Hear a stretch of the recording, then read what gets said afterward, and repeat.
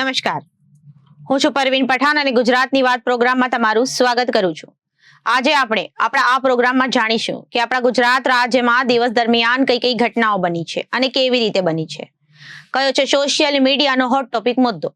તે સમગ્ર જાણકારી વિસ્તારપૂર્વક આપણા આજના આ પ્રોગ્રામમાં આપણે નિહાળીશું. તો ચાલો જાણીએ અને નજર કરીએ શરૂઆતના મુખ્યના વિશેષ સમાચારો પર. આફત આવશે એક સાથે એક્ટિવ થયેલી 3 સિસ્ટમ ધમરોડશે. ગુજરાત પર જળ પ્રલયની આફત આવશે. હવામાન વિભાગે આપ્યું એલર્ટ. અને બીજી બાજુ વડોદરામાં મોટી દુર્ઘટના ઘટી. શ્વાસ થંભાવી દેતા સીસીટીવી સામે આવ્યા. ચાલુ ક્લાસે દિવાલ પડતા બેન્ચો સાથે 4 વિદ્યાર્થી 10 ફૂટ નીચે પટકાયા. એકને માથામાં ટાંકા આવ્યા અને સ્કૂલોને લૂલો બચાવતો રીજ્યો. બીજી જગ્યાએ શું બુલડોઝર ફરશે? ટીઆરપી ગેમ ઝોન જેવા 2300 થી વધુ ગેરકાયદેસર બિલ્ડિંગો ઊભી છે. મનપા નોટિસ આપીને ભૂલી ગઈ તો બીજી બાજુ વરસાદે દેવભૂમિ દ્વારકા જિલ્લામાં આબ ફાટ્યા જેવી સ્થિતિ સર્જાઈ છે. છેલ્લા 36 કલાકમાં સૌથી વધુ કલ્યાણપુર તાલુકામાં 16 ઇંચ, સૌથી ઓછો ભાડવડ તાલુકામાં 5 ઇંચ વરસાદ. તો બીજી તરફ કોઈ સલીમ કોઈ સુરેશ બનીને દીકરીઓને ફસાવશે તો તેને નહીં છોડાય. લવ જેહાદ સામે હર્ષ સંઘવીએ આકરા પ્રહાર કર્યા.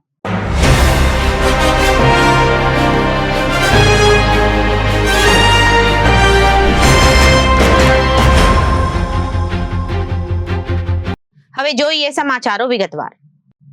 આજે અને આવતીકાલનો દિવસ ગુજરાત માટે ભારે છે. ગુજરાતમાં ભારેથી અતિભારે વરસાદની આગાહી છે. ખાસ કરીને દક્ષિણ ગુજરાત અને સૌરાષ્ટ્રમાં અતિભારે વરસાદની આગાહી છે. રાજ્યમાં વરસાદને લઈ હવામાન વિભાગે એલર્ટ આપ્યું છે. આજે દક્ષિણ ગુજરાતના કેટલાક જિલ્લાઓમાં વરસાદને લઈને રેડ એલર્ટ છે. તો સુરત, નવસારી, વલસાડ, દમણ અને દાદરા નગર હવેલીમાં અત્યંત ભારે વરસાદ સાથે રેડ એલર્ટ જાહેર કરાયું છે. દેવભૂમિ દ્વારકા, પોરબંદર, જૂનાગઢ, ગીર સોમનાથ, અમરેલી અને રાજકોટમાં ભારેથી અતિ ભારે વરસાદ સાથે ઓરેન્જ એલર્ટ આપવામાં આવ્યું છે. કચ્છ, જામનગર, ભાવનગર, સાબરકાંઠા, અરવલ્લી, ભરૂચ, નર્મદા અને ડાંગમાં ભારે વરસાદ સાથે યેલો એલર્ટ જાહેર કરવામાં આવ્યું છે. છેલ્લા 24 કલાકમાં ગુજરાતના 117 તાલુકામાં વરસાદ નોંધાયો છે.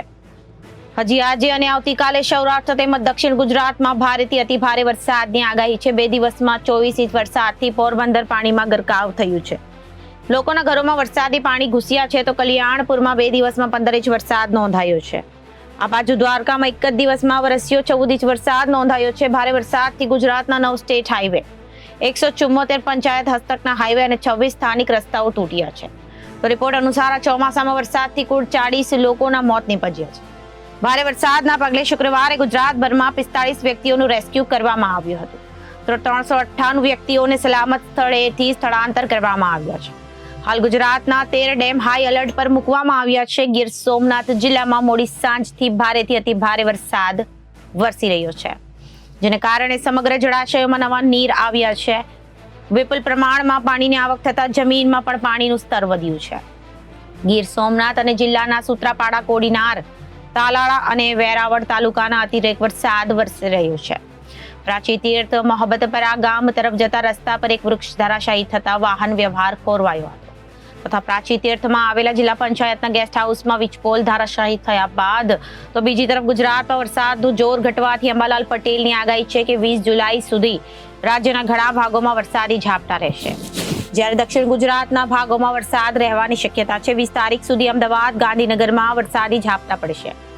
18 થી 20 તારીખ સુધીમાં એક મજબૂત સિસ્ટમ બનવાની શક્યતા છે, જેનાથી દક્ષિણ ગુજરાત, સૌરાષ્ટ્ર, મધ્ય પૂર્વ ગુજરાતના ભાગોમાં વરસાદની શક્યતા છે. બનાસકાંઠા, કચ્છના કેટલાક ભાગોમાં ભારે વરસાદની શક્યતાઓ છે. 26 જુલાઈ સુધી ભારે વરસાદ રહેવાની શક્યતા છે. અંબાલાલ પટેલે વધુમાં કહ્યું કે રાજ્યમાં વરસાદનું જોર ઘટશે અને 20 તારીખ સુધી રાજ્યના ઘણા ભાગોમાં વરસાદી ઝાપટા પડશે. બંગાળના ઉપસાગરમાં 18 થી 20 ઓગસ્ટમાં એક મજબૂત સિસ્ટમ બનશે. ઓરિસ્સા, છત્તીસગઢ, બિહારના ભાગો, પશ્ચિમ બંગાળ કેટલાક ભાગોમાં વરસાદ થવાની શક્યતા છે. મજબૂત સિસ્ટમના લીધે તેનો ઘેરાવો મોટો પશ્ચિમ ભાગોમાં એક ટફ રેખા છે. આવાહા, ડાંગ, દક્ષિણ ગુજરાત અને દક્ષિણ સૌરાષ્ટ્રના ભાગોમાં, સૌરાષ્ટ્રના અન્ય ભાગોમાં, મધ્ય ગુજરાતના ભાગોમાં, પૂર્વ ગુજરાતના ભાગોમાં, પંચમહાલના ભાગોમાં, સાબરકાંઠાના ભાગોમાં, ઉત્તર ગુજરાતના મહેસાણા સહિત આસપાસના વિસ્તારમાં અને બનાસકાંઠાના ભાગોમાં અને કચ્છના ભાગોમાં કેટલાક ભાગોમાં ભારે વરસાદ થવાની શક્યતાઓ છે.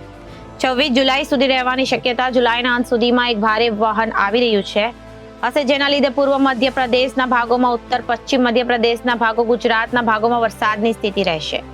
વડોદરાના વાઘોડિયા રોડ ગુરુકુલ 4 રસ્તા પાસે આવેલે શ્રી નારાયણ વિદ્યાલયમાં અચાનક એક ક્લાસરૂમની દિવાલ ધરાશાયી થઈ હતી. આથી ચાલુ ક્લાસમાંથી બેન્ચો સાથે 4 વિદ્યાર્થીઓ 10 ફૂટ નીચે ગ્રાઉન્ડ ફ્લોર પર પટકાયા હતા. આ ઘટનામાં એક વિદ્યાર્થીનીને માથામાં ઠાકા આવ્યા છે, જ્યારે બાદ વાલીઓ વિદ્યાર્થીઓને ઘરે લઈ ગયા હતા. સમગ્ર ઘટનામાં ફાયર વિભાગ અને પોલીસ તાત્કાલિક ઘટના સ્થળ પર પહોંચ્યો હતો અને વધુ તપાસ હાથ ધરી હતી કે સદનસીબે આ દુર્ઘટનામાં કોઈ જાનહાનિ થઈ ન હતી. જ્યારે આ ઘટનાના સીસીટીવી પણ સામે આવ્યા છે. આ ઘટનામાં કપુરાઈ પોલીસે હાલમાં ઇજાગ્રસ્ત બાળકના પિતાની જાગવા જોગ ફરિયાદ લીધી છે અને વધુ કાર્યવાહી હાથ ધરી છે. આજે વડોદરા અને પેરેન્ટ્સ એસોસિએશનનું પ્રતિનિધિ મંડળ બપોર પછી 2:30 વાગે સ્કૂલની મુલાકાત લીધી. બાદમાં આજે 3 વાગે શાળા સંચાલકો વિરોધ કર્યું. FIR દાખલ કરવા માટે રીઓને રજૂઆત કરી, એક અરજી સુપ્રત કરી.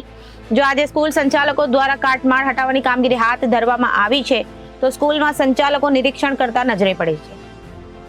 ગઈકાલે બપોરે વડોદરામાં નારાયણ વિદ્યાલયની દિવાલ ધરાશાયી થવાની ઘટના બની હતી, જેના શોકિંગ સીસીટીવી સામે આવ્યા છે. ચાલુ ક્લાસે જ ક્લાસરૂમની દિવાલ ધરાશાયી થઈ હતી અને તેની સાથે 5 વિદ્યાર્થીઓ નીચે પટકાયા હતા. જોકે આ મામલે શાળા સંચાલકોએ દુર્ઘટનાની હકીકત છુપાવી અને રિસેસ સમયે દુર્ઘટના બની હોવાનું જણાવ્યું. સંચાલકોએ માત્ર એક જ વિદ્યાર્થીનીને ઈજા પહોંચી હોવાનું જણાવી રહ્યું છે. મીડિયા અને વાલીઓને ગેરમાર્ગે દોર્યા હતા. જોકે સીસીટીવીએ નારાયણ વિદ્યાલયના સંચાલકોને જુઠ્ઠાણીની પોલ ખોલી નાખી છે. આ દિવાલ ધરાશાયી થઈ છે અને તે હાઈટ અંદાજિત 20 ફૂટ જેટલી ઉપર છે, પરંતુ બાળકો ફર્સ્ટ ફ્લોર એટલે કે કોન્ફરન્સ હોલની ઉપર બેઠા હતા અને પાછળના ભાગે શેડ હતો. દિવાલ ધરાશાયી થયા બાદ બાળકો નીચે પટકાતા શેડ હોવાથી આ બાદ બચાવ થયો છે. આ બાળકો 10 ફૂટની ઊંચાઈથી પટકાયા હોવા છતાં માત્ર એક જ બાળકને ઈજા પહોંચી હતી. આ સમગ્ર ઘટનામાં ચોંકાવનારા સીસીટીવી સામે આવ્યા છે. સાથે જ કપુરાઈ પોલીસે આ મામલે વિદ્યાર્થીના વાલીને જાણવા જોગ ફરિયાદ આધારિત વધુ તપાસ શરૂ કરી છે. સમગ્ર ઘટનામાં ફાયર અને પોલીસ વિભાગ ઘટના સ્થળે પહોંચી તપાસ કરી હતી, જેમાં ફાયર વિભાગ દ્વારા અગાઉથી જ BU પરમિશન હોવાની વિગતો સામે આવી છે. 1 મહિના અગાઉ જ સ્ટ્રક્ચર સ્ટેબિલિટી સર્ટિફિકેટ અપાયું હોવાનું પણ સામે આવ્યું છે. આ સ્કૂલમાં હાલ 1200 થી વધુ વિદ્યાર્થીઓ અભ્યાસ કરે છે અને હાલમાં 1 દિવસની રજા જાહેર કરાઈ છે. ત્યારે આ વિદ્યાર્થીઓને હવે ક્યાં ભણશે અને સૌથી મોટો સવાલ છે કે આ અંગે ગુજરાતી મીડિયમના પ્રિન્સિપલ રૂપલબેન શાહે જણાવ્યું હતું કે આ બાળકો ધોરણ 7માં અભ્યાસ કરે છે અને આ ઘટના 12:30 વાગ્યાની આસપાસ બની હતી. દરમિયાન અમે અમારી ઓફિસમાં હતા અને અવાજ આવતાની સાથે અમે ત્યાં પહોંચ્યા. તે ઘટનામાં બાળકોની કેટલીક સાયકલો દટાઈ ગઈ. અમને ખ્યાલ પણ ન હતો કે આવી ઘટના બનશે. ત્યારે કોઈ નોટિસ આપવામાં આવી ન હતી અને અમારા ટ્રસ્ટી આવશે ત્યારે અમે નિર્ણય કરીશું કે આ સમગ્ર ઘટના રિસેસના ટાઈમમાં બની હોવાનું કેટલાક બાળકોના જીવ બચાવ્યા છે. અચાનક બનેલી આ ઘટનામાં 5 થી 7 જેટલી સાયકલો કાટમાળમાં દટાઈ હતી. સદનસીબે કોઈ મોટી જાનહાનિ થઈ ન હતી. આ સમગ્ર ઘટનાની જાણ થતાં પોલીસ અને ફાયર વિભાગની ટીમ ઘટના સ્થળે દોડી આવી હતી અને તપાસ શરૂ કરી હતી. રાજકોટ મનપાની ટાઉન પ્લાનિંગ શાખાની વધુ એક ઘોર બેદરકારી સામે આવી છે, જેમાં છેલ્લા 4 વર્ષમાં 2359 ગેરકાયદેસર બાંધકામો નોટિસ આપવામાં આવી હતી.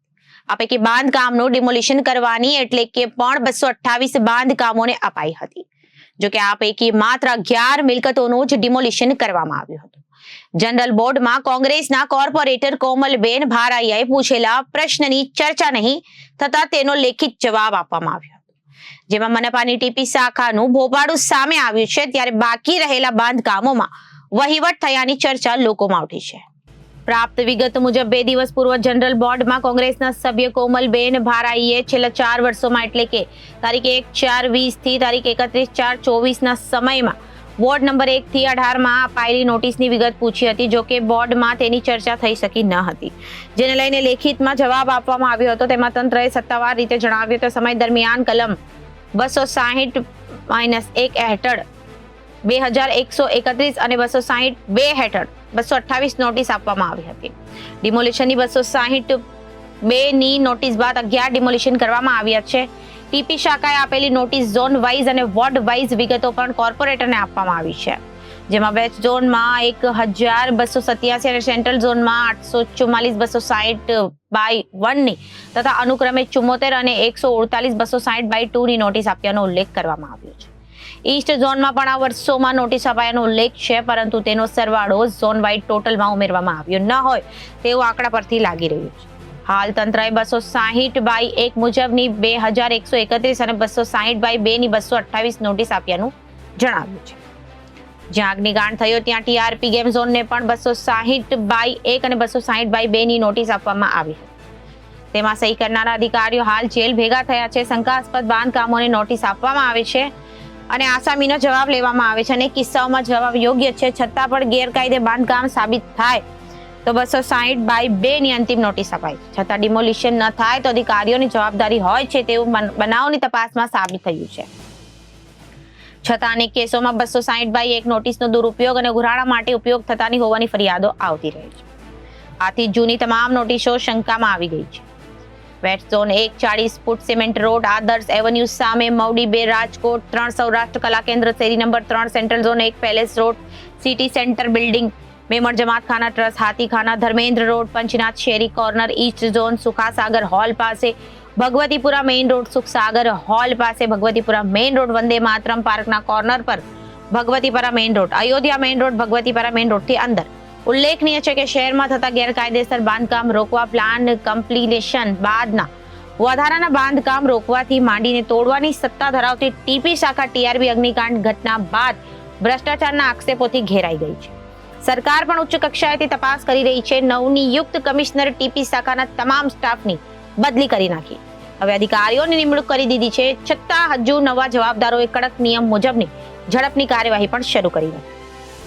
નિયમ મુજબ સૌ પહેલા 260/1 મુજબ ગેરકાયદેસર બાંધકામ આસામી પાસેથી જવાબ માંગવામાં આવે છે.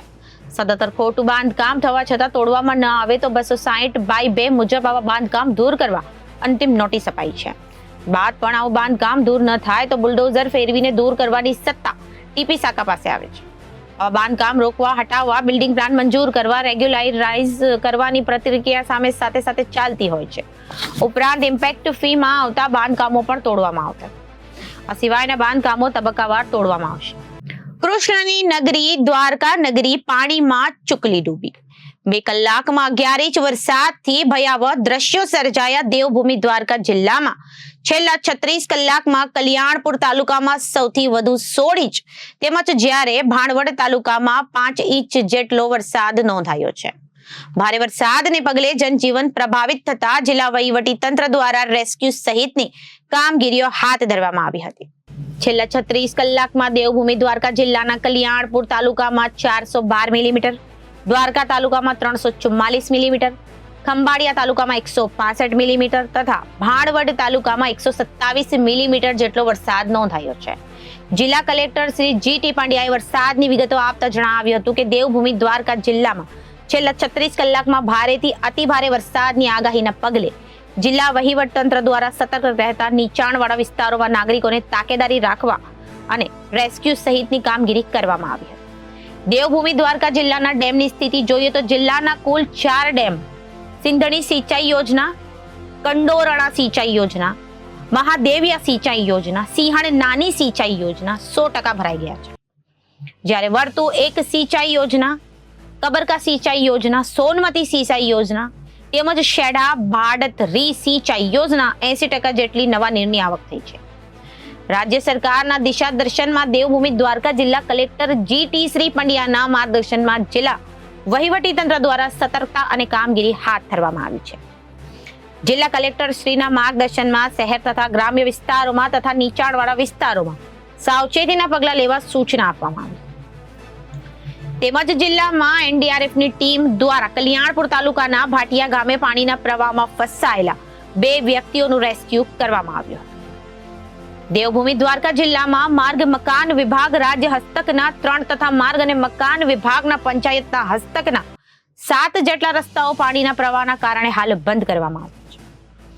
જિલ્લા કલેક્ટર શ્રી જી.ટી. પંડ્યા દ્વારા પાણી પ્રવાહમાં તથા ડેમ સાઇટ પર ન જવા માટે નાગરિકોને અપીલ કરવામાં આવી. ગૃહ રાજ્યમંત્રી હર્ષ સંઘવીએ લવ જેહાદ પર મોટું નિવેદન આપ્યું છે. વડોદરામાં એક કાર્યક્રમ દરમિયાન સંઘવીએ કહ્યું કે કોઈ સલીમ સુરેશ બનીને કે કોઈ સુરેશ સલીમ બનીને દીકરીઓને ફસાવશે તો તેને નહીં છોડવામાં આવે. એક પણ આવા વ્યક્તિને છોડવામાં નહીં આવે. પ્રેમના પવિત્ર સંબંધને બદનામ થતા રોકવાની જવાબદારી આપણી છે. માતા પિતા દીકરીઓને સમજ આપે જેથી આવા બનાવ ન બને. લવ જેહાદના સતત વધી રહેલા કિસ્સાઓને પગલે હર્ષ સંઘવી આકરા પાણીએ જોવા મળ્યા છે. ગૃહ રાજ્યમંત્રી હર્ષ સંઘવી આજે વડોદરાની મુલાકાતે આવ્યા હતા. આજે ભાજપ કાર્યાલય પર કોર્પોરેટરો સાથે બેઠક કરી. આ પ્રસંગે હર્ષ સંઘવીના સંબોધનમાં લવ જેહાદ કરનારાઓને કડક ભાષામાં સંદેશ આપ્યો. ગૃહ રાજ્યમંત્રી હર્ષ સંઘવીએ નિવેદન આપતા કહ્યું કે વડોદરા શહેરમાં સલીમ સુરેશ બનીને વહાલી દીકરીઓને ફસાવે છે. તેમના વિરુદ્ધ કાર્યવાહી ચાલુ છે. એક પણ આવા વ્યક્તિને છોડવામાં આવશે નહીં. દીકરીઓને ફસાવવા માટે આ લોકો પ્રયાસ કરી રહ્યા છે. આવા કોઈ પણ પરિવાર કે દીકરી હોય, પોલીસને જાણ કરો. પ્રેમના પવિત્ર સંબંધને બદનામ થતા રોકવાની જવાબદારી આપણી બધાની છે. કોઈ સલીમ સુરેશ બનીને કે કોઈ સુરેશ સલીમ બનીને દીકરીઓને ફસાવે તો તેને છોડતા નહીં. તેમણે વધુમાં કહ્યું હતું કે માત્ર 45 દિવસમાં કચ્છ પોલીસે 6 લવ જેહાદના કેસ પકડ્યા છે, જેમાંથી 4 કિશોરીઓ સગીર હતી. આવી બાળકીઓ જોડે જે ષડયંત્ર કરવામાં આવ્યું તેમાં પોલીસ કાંઈકને બિહાર કે કોઈકને રાજસ્થાનથી લઈ આવી દીકરીઓના તેમના પરિવારને સોંપવામાં આવી. તેમણે કહ્યું કે જનસેવા કાર્યાલય રાજનીતિ માટે નહીં પણ જનતાની સેવા માટે બની રહે તેવી આશા રાખું છું. એક અઠવાડિયામાં વડોદરાના નાગરિકને ભૂપેન્દ્ર પટેલ સરકારે મોટી ભેટ આપશે. વડોદરાના હજારો નાગરિકને વ્યાજના વિષ ચક્રમાંથી પોલીસે બહાર કાઢ્યા છે. વ્યાજખોરોની ઘટનાને લઈ પોલીસ સ્ટેશન અને ચૂંટાયેલા પ્રતિનિધિઓએ રજૂઆત કરો. ગૃહ રાજ્યમંત્રી હર્ષ સંઘવીએ ગુજરાતના ડ્રગ્સ વિરોધી અભિયાન પર વાત કરી હતી. ગૃહ રાજ્યમંત્રીએ કહ્યું, ગુજરાત પોલીસે ગુજરાતના નાગરિકો સાથે મળી અભિયાન ચલાવ્યું. જ્યારે સુધીનું ત્યાં વધુ ડ્રગ્સ ગુજરાત પોલીસે પકડ્યું છે. ગુજરાત પોલીસ ડ્રગ્સ સામે જંગ લડી રહી છે. જેને રાજનીતિ કરવી હોય તે કરી શકે છે. ગુજરાતના યુવાનોને ડ્રગ્સ મુક્ત કરવામાં આવશે. ગુજરાતમાં આજ તકના ઇતિહાસમાં સૌથી વધુ ડ્રગ્સ પકડવાનું કામ ગુજરાત પોલીસે કર્યું છે. તો અત્યારે ગુજરાતની વાતમાં વિરામ લઈએ. વધુ સમાચારો માટે જોતા રહો જનાદેશ ન્યૂઝ. નમસ્કાર.